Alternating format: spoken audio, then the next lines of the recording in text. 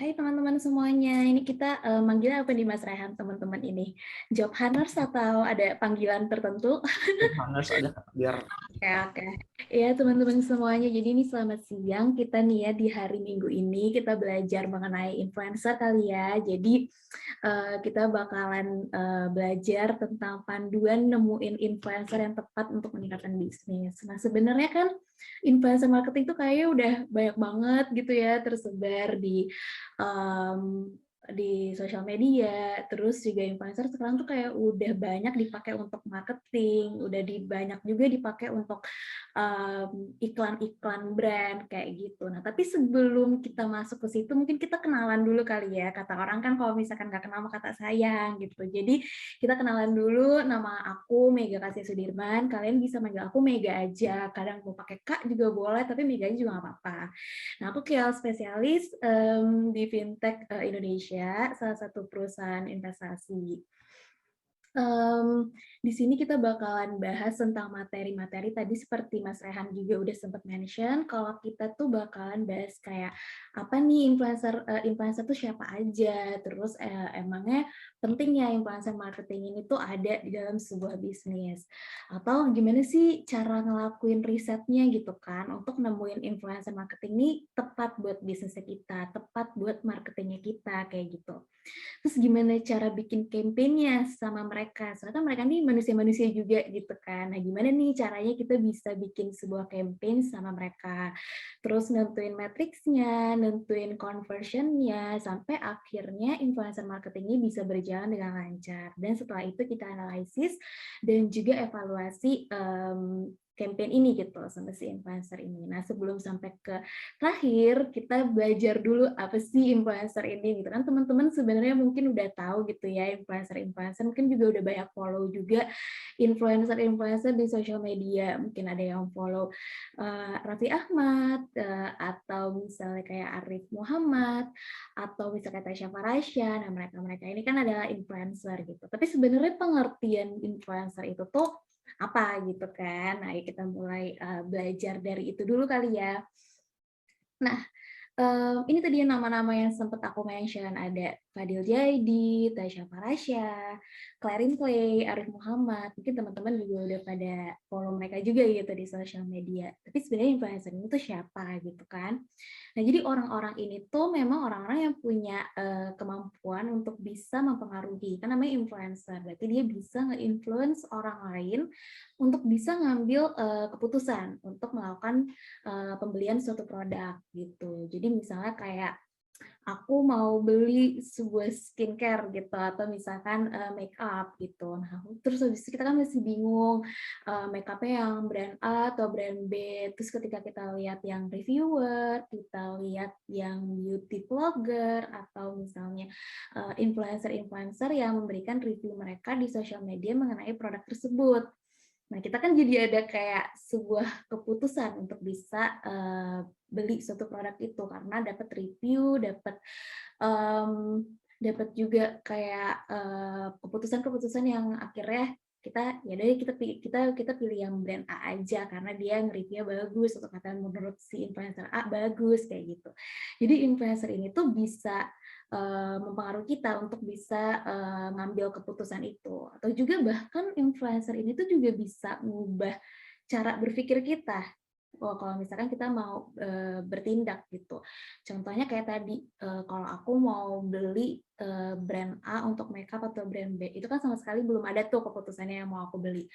Tapi kalau misalkan aku udah mau tahu nih, aku udah mau beli yang brand A gitu. Tiba-tiba ada tuh siapa aja kayak nge-review, terus habis itu dia bilang brand B ini tuh juga bagus, brand B ini bisa begini, begini, begini, begini. Nah itu kan kadang-kadang bisa juga tuh mengubah kita, mengubah audiens yang melihatnya gitu. Tuh yang tadinya mau beli brand A jadi beli brand B gitu. Karena kita jadi terinfluence sama influencer ini. Jadi sebenarnya secara basicnya adalah mereka ini, influencer ini adalah orang-orang yang punya kemampuan untuk nge-influence kita sebagai audiensnya mereka kayak gitu.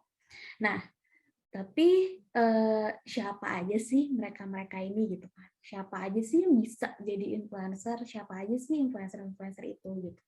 Nah, sebenarnya kan influencer tuh banyak banget ya, kalian juga tahu kalau misalkan, di Instagram kayaknya udah banyak banget selebgram, terus juga, selebriti juga banyak banget, atau misalkan kayak di TikTok juga banyak banget influencer. Nah, itu tuh disebut influencer semua atau gimana sih, gitu kan. Nah, jadi orang-orang yang bisa, jadi influencer atau yang orang yang kita sebut sebagai influencer itu tuh ada 4 bagian ini sebenarnya. Jadi yang pertama tuh adalah selebriti atau public figure, contohnya kayak Raffi Ahmad, Baim Wong, itu kan mereka tuh udah selebriti gitu, udah public figure yang memang ada di televisi, terus yang memang, mereka udah punya followers yang, banyak dibandingkan orang-orang yang, lahir dari Instagram, yang memang selebgram gitu kasarnya.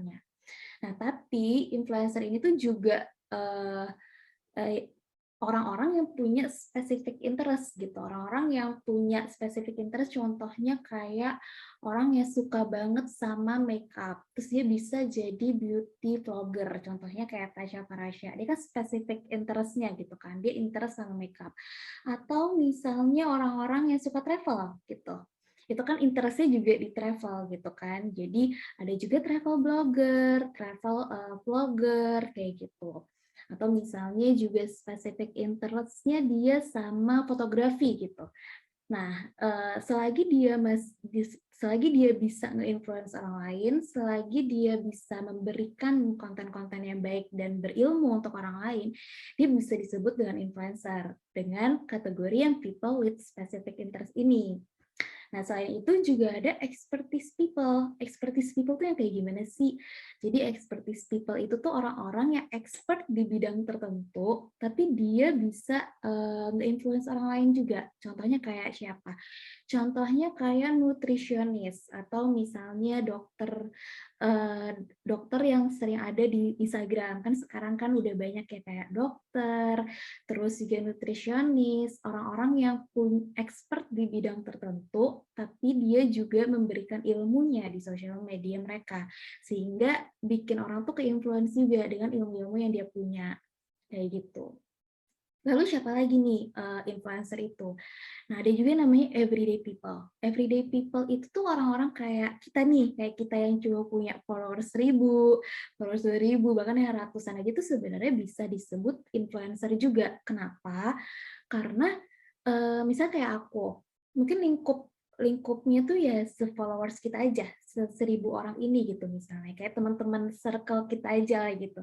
Tapi misalnya kayak aku habis makan sesuatu gitu, terus habis itu aku review di Instagram kayak gitu, "Ini makanannya enak, restorannya bersih, terus habis itu pelayannya rapi, ramah," kayak gitu kan. Terus habis itu besokannya teman aku pergi ke restoran itu. Nah, itu kan sebenarnya secara, tidak langsung konteksnya sama-sama nge-influence, ya kan. Kita mempengaruhi orang lain juga untuk orang lain memilih tempat makan siangnya mereka, kayak gitu.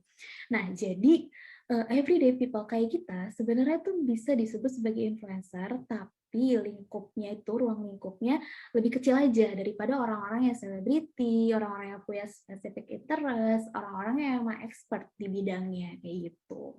Nah, inilah orang-orang yang kita bisa disebut sebagai influencer. Terus, nah, sekarang kita bicarain tentang marketingnya gitu kan. Kenapa kok sekarang influencer ini tuh Eee, marak banget di bidang marketing, kayak kayak banyak banget influencer yang dipakai buat iklan, entah iklan yang di konten-konten sosial media mereka, atau iklan-iklan untuk, brand TVC, untuk photoshoot, atau bahkan sampai ke brand ambassador. Sekarang kita mencarinya udah influencer, kayak gitu. Nah, karena yang pertama itu tuh, influencer tuh punya jumlah pengikut atau misalnya followers yang banyak gitu di sosial medianya mereka. Jadi, sekarang kan sosial media semenjak semenjak, pandemi 2 tahun terakhir itu sosial media ini salah satu media yang paling sering banget kita kunjungin kan, kayak kalau misalkan kayak televisi, radio, mungkin teman-teman udah sedikit juga tuh yang nonton TV, mungkin sekarang TV juga udah yang untuk sinetron papa mama kita aja nih buat di, rumah gitu. Tapi anak-anak kan kayak udah handphone, terus di tangannya handphone sampai dari bangun tidur sampai tidur lagi kayak gitu kan. Jadi sekarang sosial media memang udah jadi tempat yang paling, sering dikunjungin gitu untuk digital ya, untuk digital sekarang. Jadi dengan perkembangan digital juga, sosial media juga, dan jumlah followers yang ada di sosial media si influencer ini yang ngebuat influencer itu tuh bagus di bidang marketing. Lalu yang kedua itu influencer tuh adalah ahli komunikasi sejati sebenarnya. Mereka tuh kayak pinter ngomong di depan kamera, terus mereka bisa mengkomunikasikan message-message atau pesan-pesan khusus tuh secara menarik gitu kan. Mereka bisa bikin sesuatu yang tidak menarik menjadi hal yang menarik, entah dari storytelling-nya atau mereka bikin sketsa atau mereka bikin konten-konten hiburan yang sampai akhirnya itu menjadi entertain di audiensnya kayak gitu. Jadi bisa dibilang influencer itu tuh adalah ahli komunikasi sejati gitu ya, bisa ngomong di depan kamera dengan santai dan tidak ada kayak kayak nggak kelihatan itu ada sebuah rekayasa dan bukan kehidupan nyata gitu kan sebenarnya gitu. Dan influencer ini tuh juga punya keahlian, punya juga kemampuan, mereka punya pengetahuan profesi juga gitu. Jadi di balik mereka sebagai selebgram, mereka tuh juga sebenarnya expert gitu di bidangnya mereka, di spesifik interest-nya mereka gitu. Jadi lebih punya kredibilitas gitu untuk mereka share kehidupan nyatanya mereka dan akhirnya kita lebih percaya gitu. Kita lebih percaya karena mereka punya kredibilitas yang memang mereka juga juga pelajari di kehidupan nyatanya mereka gitu. Jadi bukan hanya sekedar review iklan aja, tapi mereka mungkin juga mayoritas menggunakan produk tersebut. Mereka juga mempelajari bidang tersebut kayak gitu. Jadi lebih dipercaya sama masyarakat. Sehingga influencer ini tuh bisa efektif untuk di iklan marketing kayak gitu. Terus juga influencer ini tuh bisa mencapai target audiensnya efektif. Kalau misalkan kita mau ads gitu ya, sebenarnya kita bisa milih untuk umurnya, kita bisa milih untuk spesifik areanya gitu kan. Tapi kalau influencer ini tuh kita bisa ngebahas topik yang relevan dengan audiensnya. Contoh misalnya kayak Tasya Farasya tadi, dia itu tuh make up, dia tuh beauty gitu. Ya secara otomatis dia itu punya followers yang memang interest terhadap beauty, make up gitu kan. Jadi ketika brand-brand beauty, make up, skincare dan lain-lain itu tap in ke Tasya Farasya, kita udah nembak target audiens yang pas nih gitu. Karena dari audiensnya, dari spesifik interest Tasya Farasyanya, dan juga dari brandnya itu tuh udah selaras kayak gitu. Jadi promosi pun jadi berjalan dengan baik juga gitu. Makanya sekarang influencer tuh udah banyak banget dipakai di brand marketing gitu. Nah, gimana nih cara kita tahu nih influencer ini, kita identifying influencer itu dengan cara gimana? Kita bisa nyari influencer itu di mana aja, dan gimana caranya kita bisa ngedapetin influencer ini gitu kan? Sebenarnya banyak banget sebelum kita masuk ke platformnya, terus followers, kategori, dan konten. Sebenarnya untuk kita mencari influencer, itu tuh kita harus tahu dulu objektif dari campaign kita tuh apa. Kayak apakah objektifnya itu kita pingin awareness kah, atau pengen sampai ke klik atau install atau download dari sebuah aplikasi kah, kayak gitu. Nanti itu kita bahas di belakang, cuman ini secara basicnya dulu nih, gimana caranya kita bisa nemuin si influencer ini gitu. Nah, pertama tuh ada di platform ya kan, platform sosial media itu kan banyak banget ya. Terakhir juga 2018 itu muncul TikTok, terus sekarang di Instagram pun udah banyak banget, ada IG Reels, ada IG TV dan lain-lain gitu. Dalam satu platform aja kayaknya fitur-fitur yang bisa dipakai tuh banyak banget, dan setiap fitur yang itu tuh punya influencer yang jago di bidangnya masing-masingnya juga gitu. Ada yang dia fokusnya di IG story, sering bikin question box, atau misalkan dia fokus main IG Reels gitu dengan edit-edit video-video kayak gitu. Jadi walaupun dia adalah seorang selebgram, tapi kita ada spesifiknya lagi, dia senang bikin IG story, dia senangnya bikinnya IG Reels kayak gitu-gitu. Nah, secara basic sebenarnya kita bisa nyari lewat platform tadi. Kalau misalkan Instagram kita sebut sebagai selebgram, kalau YouTube kita sebut sebagai YouTuber, atau TikTok itu TikTokers, atau di Twitter gitu kan, seleb tweet gitu kalau orang sebut-sebutnya. Nah, kalau kita identifying by followers gitu, gimana sih kita nyarinya? Nah, kalau misalkan KOL Mega, itu tuh yang followersnya di atas 1 juta. Itu tuh udah yang kayak kita berarti ngejangkau lebih dari 1 juta audiens gitu untuk ngelihat iklan kita, untuk ngelihat campaign brand kita kayak gitu. Nah, ada juga yang makro KOL dari 100.000 followers sampai 1 juta followers. Nah, ada juga mikro KOL nih yang 10.000 sampai 9.000 yang lebih kecil lagi jumlah followersnya. Dan nano KOL, nano KOL inilah yang everyday people tadi yang di bawah 10.000 yang seperti kita-kita yang punya followers mungkin 1.000 sampai 10.000 followers kayak gitu. Nah, selain platform sama followers, kita juga bisa identifying si influencer ini dari kategorinya. Saya kayak mereka itu spesifiknya di beauty, atau di fashion, atau di foodies, di finance misalnya, kayak gitu. Jadi sebenarnya kategori KOL atau spesifik KOL ini tuh banyak banget sesuai dengan interest-nya masing-masing gitu kan. Nah, terus konten kan macam-macam juga ya. Sekarang kita lihat ada KOL yang bikin tutorial, tips and trick, atau life hacks gitu. Ada juga yang nge-review app, atau nge-review rumah, atau nge-review handphone, kayak gitu-gitu kan. Yang kita sebut itu reviewer gitu. Atau juga ada yang storytelling. Nah, storytelling itu lagi tren sih sekarang. Contohnya kayak yang A Day in My Life. Kalau teman-teman sering lihat di TikTok, di Reels, sudah banyak banget kan yang bikin konten-konten kayak A Day in My Life, entah dia jadi employee atau entah dia cuma memperlihatkan keseharian dia sebagai mahasiswa misalnya, kayak gitu. Atau vlog gitu kan kalau misalkan di YouTube, dan masih banyak jenis-jenis konten lainnya.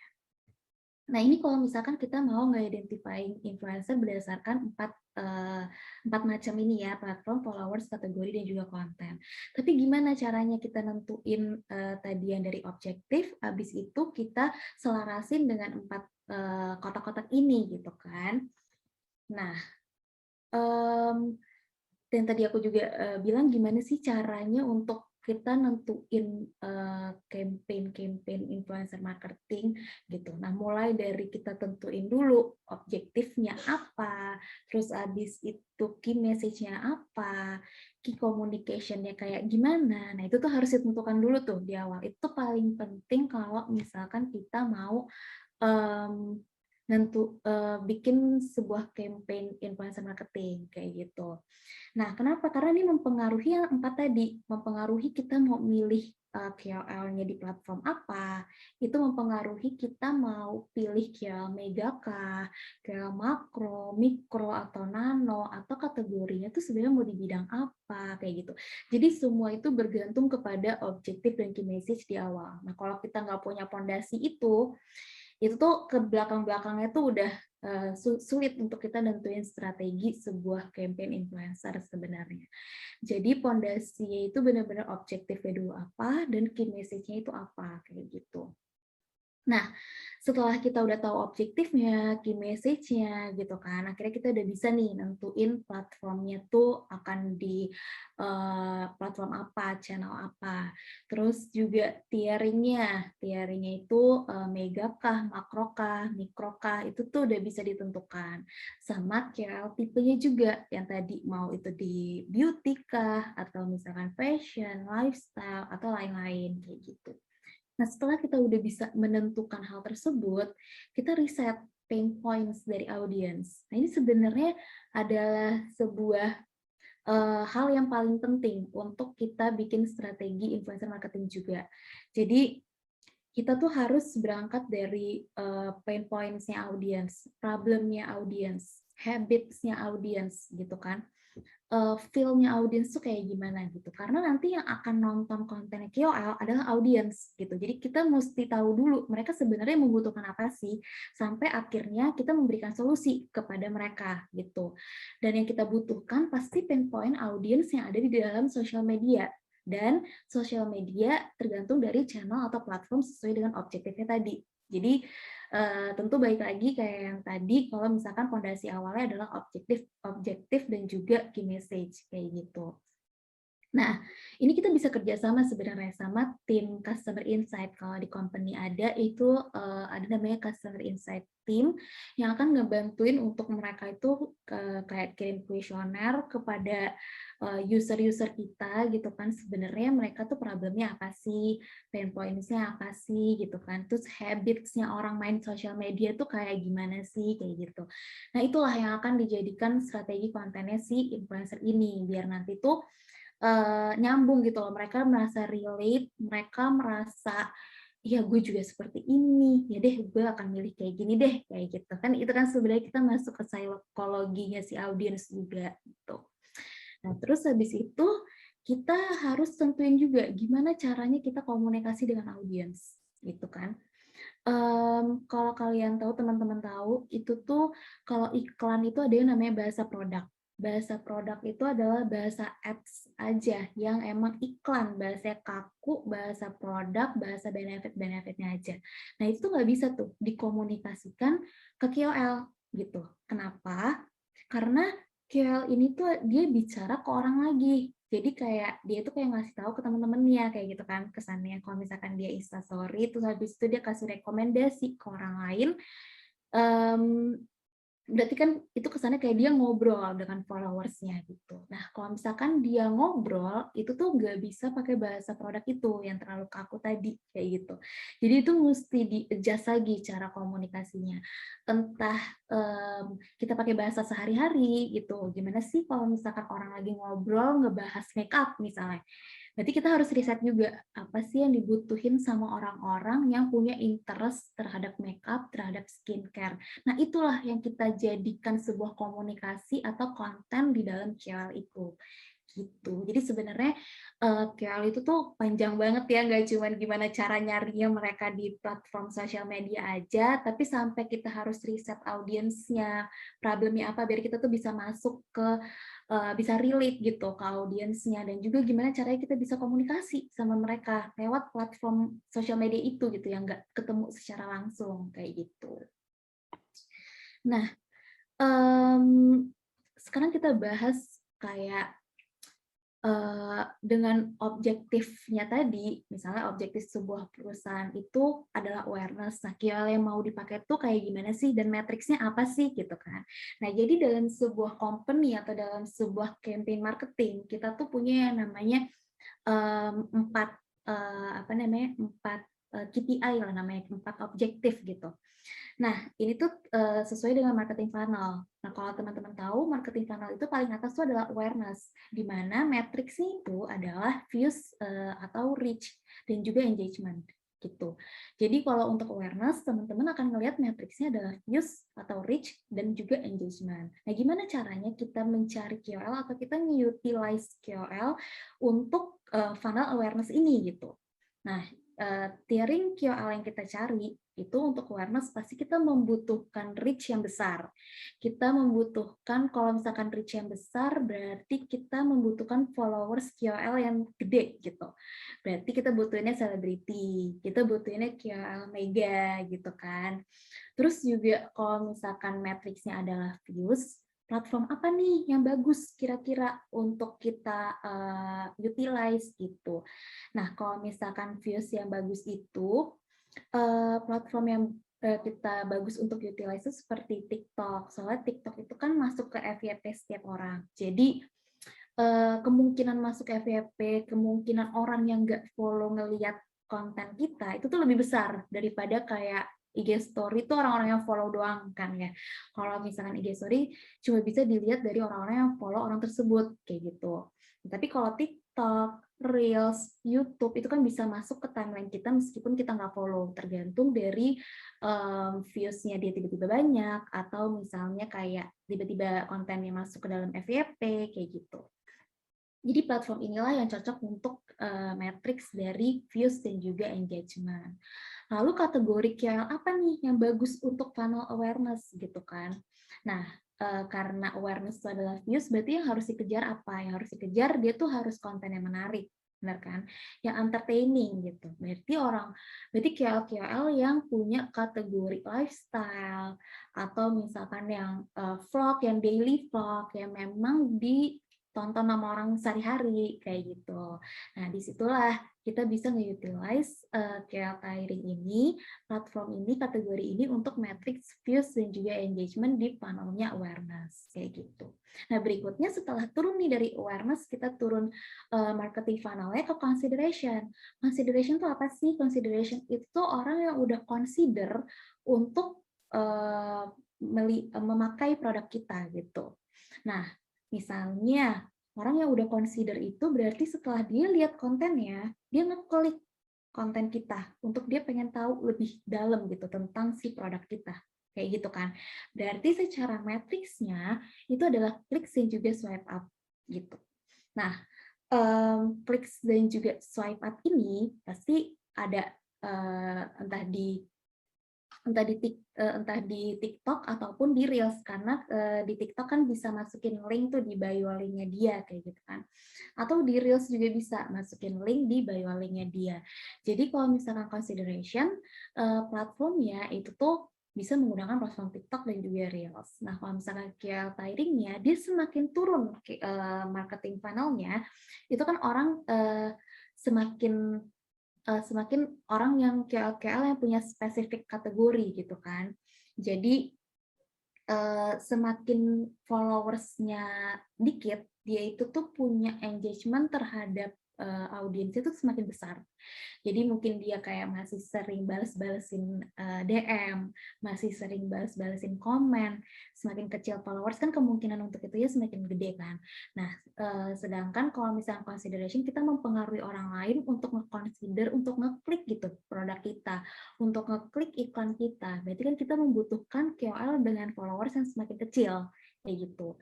Jadi KOL tiringnya itu adalah KOL makro tadi dan kategorinya udah mulai spesifik, bukan lagi lifestyle, bukan lagi general, bukan lagi yang daily vlog kayak gitu, tapi mungkin udah masuk ke interest dari produknya si brand ini gitu. Misalkan kalau misalkan produknya adalah produk travel, mungkin aja udah nyampe ke kategori travel, mungkin aja udah bisa nyampe ke kategori foodies gitu kalau emang si brand ini adalah foodies kayak gitu. Jadi semakin kita consider untuk sebuah brand itu tuh kategori KOL-nya udah yang semakin spesifik lagi yang kita pakai. Nah, setelah consideration, marketing funnel-nya ada conversion. Conversion itu tuh orang yang setelah dia klik, dia makin ada consider lagi buat install, buat download aplikasi itu, kayak gitu. Nah, berarti kan itu membutuhkan KOL dengan followers yang makin kecil lagi kan, karena tentunya makin besar lagi engagement-nya gitu. Kalau misalkan tiring KOL-nya makin kecil lagi gitu. Yang tadi komunikasi sama audiensnya dia semakin intens kayak gitu. Nah, jadi KOL tiring-nya itu adalah KOL mikro dengan platformnya itu adalah IG Story atau juga YouTube gitu. Kenapa? Karena IG Story tadi bisa swipe up, bisa ngeklik, bisa install kayak gitu. Nah, dan IG Story pun itu orang-orang yang udah bener-bener kenal atau misalkan dia bener-bener ngikutin gitu. Kalau misalkan TikTok atau Reels kan orang-orangnya belum tentu kita follow orang tersebut, dia bisa masuk ke dalam timeline kita. Tapi kalau misalkan IG Story itu tuh udah pasti orang tersebut kita follow dan udah pasti orang itu kita look up gitu kan. Jadi kayak apa yang dia gunain, gue juga pengen ikutan gunain itu gitu. Jadi secara engagement yang lebih tinggi, secara power influence itu juga semakin tinggi gitu. Makanya orang-orang inilah yang bisa kita pengaruhi untuk bisa sampai ke install, bisa nyampe ke download kayak gitu. Karena KOL mikronya dengan audiensnya itu punya ikatannya lebih kencang gitu daripada KOL-KOL yang lebih tinggi secara tiringnya gitu. Nah, kalau setelah itu funnel marketing yang paling bawah nih, purchase. Purchase itu transaction. Orang-orang yang transaksi udah melakukan transaksi gitu di produk kita, transaksi produk kita melalui iklannya si influencer ini. Jadi matriksnya itu udah transaction, matriksnya itu udah pembelian gitu lah ya. Nah, secara tiring KOL-nya itu pasti akan lebih kecil lagi. Atau dari mikro pun sebenarnya udah bisa. Ketika dia udah download, dia jadi kayak, nih gue suka nih barangnya, gue beli ah. Nah itu kan udah masuk ke transaction kan sebenarnya. Atau misalkan kayak KOL yang lebih kecil lagi secara followers. Atau misalkan juga kayak komunitas. Komunitas itu kan punya solidaritas yang tinggi gitu kan. Nah, jadi ketika si A pakai, si B juga nggak mau kalah, kayak gitu-gitu. Nah, itu tuh sebenarnya bisa tuh masuk ke uh, si si funnel marketing yang purchase ini gitu. Nah, platform itu baik lagi ke IG Story tadi, karena IG Story itu rasanya kayak semua orang yang follow dia itu kayak udah look up lah sama dia kayak gitu. Dan tentunya kalau misalkan kategori udah lebih spesifik lagi, udah spesifik kategori dan niche banget gitu loh yang dicari kayak gitu.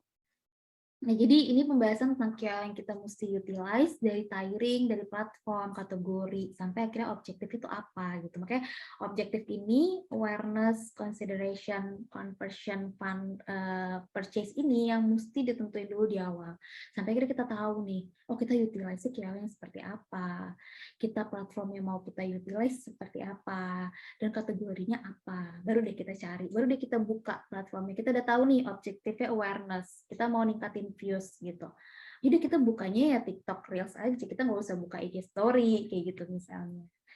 Itu jadi semakin kita udah tahu apa tujuan kita lebih mudah untuk nge-utilize KOL apa yang mau kita pakai kayak gitu. Nah, kurang lebih seperti itu. Terus gimana nih kita bikin influencer, campaign influencer ini gimana caranya? Prosesnya seperti apa sih gitu? Biasanya KOL spesialis itu kalau mau bikin campaign KOL tuh kayak gimana? Nah ini mungkin aku bikin secara basicnya gitu ya. Jadi pertama tadi yang aku selalu bilang campaign objektif itu selalu di awal. Kita harus tahu campaign objektif kita apa. Setelah itu baru kita bisa tentuin KOL personanya mau yang kayak gimana, kriteria KOL-nya mau yang kayak gimana gitu kan. Nah, setelah kita udah tahu personanya, kriterianya, kategorinya, platformnya yang tadi itu, kita pikirin konten idenya gitu. Konten idenya based on apa? Based on pain point problems tadi. Audiensnya kayak gimana sih? KOL A tuh audiensnya kayak apa? Terus habis itu yang mereka butuhin tuh apa problemnya. Akhirnya sampai kita kasih solusi ke mereka tentang produk kita. Ya akhirnya mereka mau transaction tadi kayak gitu. Jadi konten idea inilah yang harus melalui riset dari audiens. Terus habis itu kita scouting deh KOL-nya. Oh ya udah KOL A cocok nih sesuai dengan campaign objektif kita. Kita bisa gunain KOL A untuk mencapai campaign objektif kita kayak gitu. Terus habis itu kita kontrak dia, kita kirim brief ke dia. Setelah itu pembuatan konten dan posting dari KOL-nya dan dilanjutkan dengan reporting. Nah, sebenarnya ini nih, reporting dan analysis and recommendation inilah yang sangat penting di akhir. Ketika kita mau bikin campaign influencer selanjutnya lagi, gitu kan. Jadi ini kayak sebuah learnings gitu. Nah, reporting itu gimana caranya nih? Reporting itu tuh kita nge-compile data-data dari influencer yang udah kita kerjasama. Contohnya, KOL A kita kerjasama di IG Story. Teman-teman tahu kan kalau misalkan di IG Story itu pasti ada insight, ada viewers, berapa orang yang view, berapa orang yang interaction ke kita, berapa orang yang reply, berapa orang yang nge-share. Nah itu tuh compile data itu dulu dari semua KOL kita gitu kan. Nah setelah reporting dalam bentuk angka, dalam bentuk data kayak gitu, kita melakukan analisis setelah itu kayak oh dari data ini apakah achieve target KPI kita. Nah, Kalau misalkan enggak, kenapa nih? Kita identify nih, yang best performance siapa, yang low performance siapa, gitu. Yang best performance-nya itu, misalnya kita KPI objektifnya adalah views, best views-nya ternyata bisa sampai 1 juta kayak gitu. Nah, itu siapa, kategorinya apa, terus habis itu konten dia kayak gimana, kayak gitu kan. Cara penyampaiannya dia seperti apa. Nah, itu yang perlu dianalisis sebenarnya. Kalau tadi reporting hanya by data, analisis ini tuh udah by eh, apa cara pembawaan, terus juga dia sebenarnya kategorinya apa. Kenapa si A beauty juga, misalnya Tasya Farasya sama Clarin Clay, misalnya sama-sama beauty. Kenapa Tasya Farasya lebih bagus daripada Clarin Clay? Itu kan udah di luar kategori yang sama dan lain-lain kan. Mungkin dari cara penyampaiannya, dari cara komunikasinya, atau pain points dari audiensnya ternyata berbeda. Kita nggak bisa menyamaratakan misalnya. Kayak gitu. Nah, balik lagi deh, kita nganalisis yang tadi lagi, audiensnya gimana dan lain-lain. Berarti kita tajemin lagi kayak gitu untuk campaign-campaign KOL berikutnya kayak gitu. Jadi benar-benar dianalisis itu semuanya dari kontennya, cara penyampaiannya, audiensnya apakah benar yang kita tuju atau tidak. Terus habis itu eh, apa kategorinya apa, dan juga mungkin platformnya apa, kayak gitu. Mungkin setiap platform beda-beda, nggak bisa jadi works di Instagram, bisa jadi nggak works di TikTok, kayak gitu. Nah, mungkin itu juga yang bisa menyebabkan suatu campaign tidak berhasil, misalnya. Nah, dari sini baru deh kita bisa nge-summary analisisnya, baru kita kasih rekomendasi untuk next campaign KOL lagi, kayak gitu. Jadi secara basic seperti ini sih kalau misalkan aku mau ngejalanin campaign influencer marketing gitu. Lalu challenge-nya apa aja nih selama di dunia KOL spesialis gitu kan, KOL marketing kayak gitu. Nah, jadi sebenarnya dari awal itu tuh udah jadi sebuah challenge buat kita, kayak listing. Listing aja tuh udah challenge. Kenapa? Karena jangan sampai salah kayak tadi, kita mau awareness tapi ternyata kita pakai IG story. Kita listing KOL-KOL yang ada di IG story. Ya, itu udah salah kan dari awal. Eh, Nah, itu makanya itu disebut sebagai challenge juga buat kita. Gitu. Kita harus tahu kalau misalkan awareness pakai listingan yang seperti apa, itu udah tahu dulu di awal. Lalu challenge yang kedua adalah konten kreatif. Konten kreatif ini tuh maksudnya adalah kalau misalkan influencer marketing itu tidak hanya kita mengenal atau kita tahu siapa influencernya, tapi kita juga harus tahu dia tuh bikin kontennya seperti apa sih sehari-hari. Terus habis itu tren di sosial media itu konten yang lagi happening itu apa sih gitu. Jadi supaya cocok masuk ke dalam audiensnya dia kayak gitu. Jadi kita juga harus follow the trend gitu kan, seperti yang ada di kanan bawah ini. Kita juga harus follow the trend untuk bisa membuat konten-konten KOL itu kreatif gitu. Karena FYI aja ya teman-teman, kayak nggak semua influencer itu kreatif gitu. Jadi harus dari kita yang ngedirect mereka dengan tren-tren yang udah kita riset, tren-tren sosial media yang udah kita riset. Dan akhirnya mereka mengikuti direction dari kita, atau misalkan kalau mereka udah kreatif dari sananya gitu ya, dia bisa kayak ngasih idea, terus kita juga ngasih idea dan kita bisa brainstorming bareng sama KOL biar campaign influencer-nya bisa lebih matang, terus juga lebih bisa mencapai objektifnya tadi kayak gitu. Nah, selain itu juga yang dibutuhin tuh adalah sebenarnya relation. Karena kita kan kerjasama sama manusia juga nih, sama orang juga gitu kan. Jadi gimana supaya kita relasinya bagus sama dia. Nah, namanya kenapa harus punya relasi yang bagus kayak gitu kan. Biasanya kalau misalkan seorang KOL spesialis punya relasi yang bagus sama KOL, itu tuh tiba-tiba kita sering kayak dikasih bonus postingan, atau misalkan yang tadinya kita butuh mepet timeline-nya harus buru-buru segala macam tuh dia mau bantuin kita kayak gitu-gitu sih. Jadi itu ada sebuah nilai plus kalau misalnya kita punya relasi yang bagus sama si KOL ini gitu, atau manajer KOL ini. Nah, tapi challenge-nya adalah nggak semua KOL itu tuh, baik juga kan, maksudnya bukan, dalam artian baik, sifatnya ya, tapi juga dalam artian dia mau basa-basi, kayak gitu, atau dia mau ngikutin alur pembicaraan kita, atau misalkan kayak dia cuman jawabnya seadanya, kayak gitu. Mungkin karena dia juga sibuk dengan pekerjaannya, kayak gitu kan. Jadi, ya itu kita musti, pinter-pinter basa-basinya sama si KOL-nya, sama manajer KOL-nya, gimana cara kita narik hatinya dia, supaya dia, nyaman kerja sama-sama kita, atau next-nya bisa kerja sama lagi sama kita. Nah, itu tuh sebuah challenge juga tuh, di KOL spesialis, kayak gitu. Dan tadi yang terakhir, follow the trend ini sih yang paling penting dan paling seru kalau menurut aku ya. Karena sosial media itu kan berubah-berubah, bahkan bisa berubahnya tuh cepet banget gitu kan, kayak bulan ini, terus bulan besok berubah lagi, bahkan nggak hitungan bulan, bahkan hitungan minggu aja tuh sosial media kayak trending-nya tuh bisa tiba-tiba beda banget gitu, yang tadinya trending tentang olahraga, tiba-tiba bisa trending tentang yang lain, kayak gitu kan.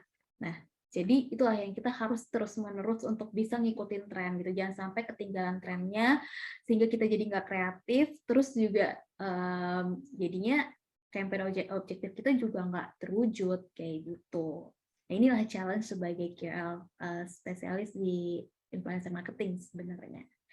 Gitu. Lalu sebenarnya kan banyak banget nih yang kayak KOL, ini mungkin case-case-nya ya teman-teman. Jadi banyak banget yang kalau orang udah iklan tapi nggak kelihatan iklan. Terus habis itu suka diledekin, ini S3 marketing nih, ini S10 marketing nih, kan sering banget ya kayak gitu. Kayak, wah gue kejebak nih, ya dia iklan ternyata gitu kan. Nah, ini beberapa case-nya gitu.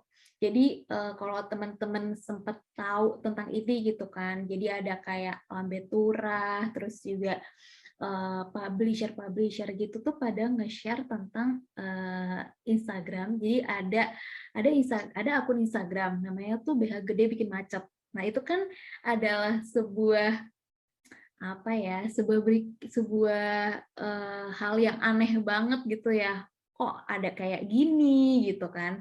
Terus habis itu ini heboh dibicarain sama influencer-influencer gitu, sama Sider Sela, sama Nanda Arshinta, sama Kaira Naida. Pokoknya dalam 7 hari ini tuh followersnya si akun ini tuh bisa sampai 20.000 gitu. Kita nggak tahu nih, ini tuh sebenarnya akun apa. Kita cuma tahu ada berita kayak gini di dalam Lambe Turah, terus habis itu ternyata berita ini tuh adalah akunnya si @bh Gede Bikin Macet ini, gitu kan. Terus beberapa hari kemudian ada KOL si Taira. Dia nge-reveal kalau itu tuh adalah bisnis yang dia punya, bisnis pakaian dalam yang dia punya, kayak gitu. Terus orang-orang pada yang kayak, ya ternyata ini marketing, dikira ada beneran kayak gitu kan. Terus, wah ternyata ini brand kayak gitu-gitu. Nah, ini tuh sebenarnya apa nih yang bisa kita ambil dari campaign ini, apa yang bisa kita ambil dari case ini gitu kan.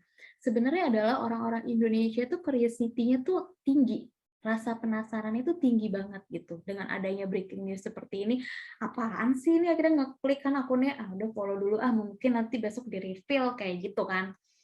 Terus habis itu akhirnya ningkatin engagement. Misalnya kayak aku ngeliat, terus habis itu aku penasaran, aku kirim ke teman aku, lihat nggak yang ini? Apa ya nih? Ini ada apa ya? Kayak gitu. Itu kan bikin engagement audiensnya meningkat gitu kan. Terus juga word of mouth. Kalau misalkan di dalam marketing, word of mouth itu paling penting.